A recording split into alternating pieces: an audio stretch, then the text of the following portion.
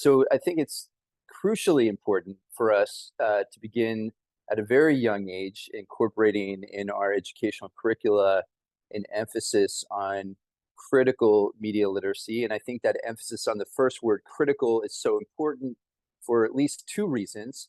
One is that it encourages us, not just as consumers of news, but also as engaged citizens in a democratic society, to approach news skeptically, to expect that there are patterns of emphasis and selection and omission in all news stories, that news stories are typically framed in particular ways. And so it's very important to cultivate that critical consumption of news media. But the second reason, I think, is that critical presupposes that a better system is possible. It assumes that the current system we have is suboptimal for democracy in many ways. And so we're already beginning to imagine a different kind of media system when we approach our current system in a critical fashion.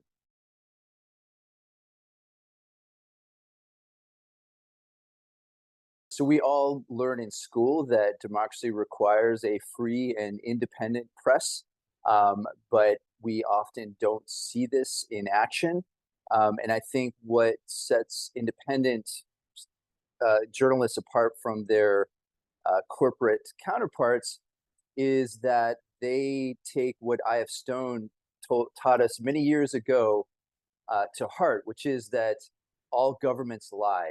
And I think it's not just governments that we should be concerned about, but any sort of concentrated power in society, any sort of threat to actual democratic self-governance.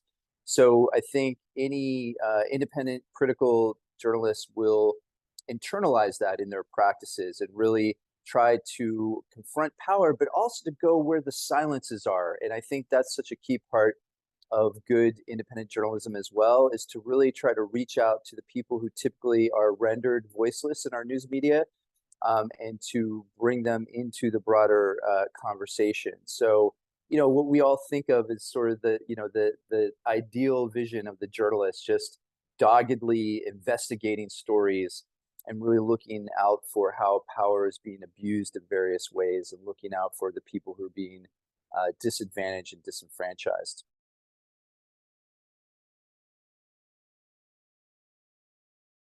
So we're all painfully aware of typical election time media coverage, which basically treats our politics as what many refer to as a horse race. So we get horse race coverage that trivializes what's really on the ballot, which in this coming election year, I don't think it's hyperbolic to say that our democracy is on the ballot. So with that in mind, all journalists should be focusing on not just who's up, who's down, what the polls are telling us now, what embarrassing thing one candidate did, or what insult one candidate hurled at another, or what a candidate's wearing. These are the kinds of things that typically are in our election media coverage, but instead really looking at the policy implications.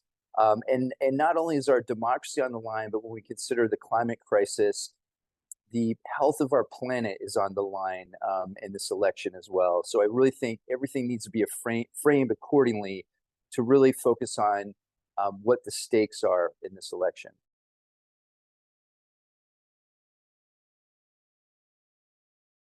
So it's so important for us to think more broadly beyond just voting as being the high point, the pinnacle of democratic engagement. And I think good journalism is an integral part of that broader process of democratizing society, seeing us not just as consumers, which is what corporate commercial media typically do. They just treat us as consumers, but really think of us again as engaged citizens. And good journalism will present social problems, not just describing them or telling us what one Democrat, what one Republican says about the problem, but really treating it as a problem for all of us, for society writ large, and also going into what we as engaged citizens should do about the problem, right? So really it's a form of solutions journalism, really focusing on not just the structural nature of the social problem, but what we as engaged members of democratic society can do about this problem. And ideally, that's what journalism would be doing. It would be really fostering this participatory democracy, and that's what we need to be working towards.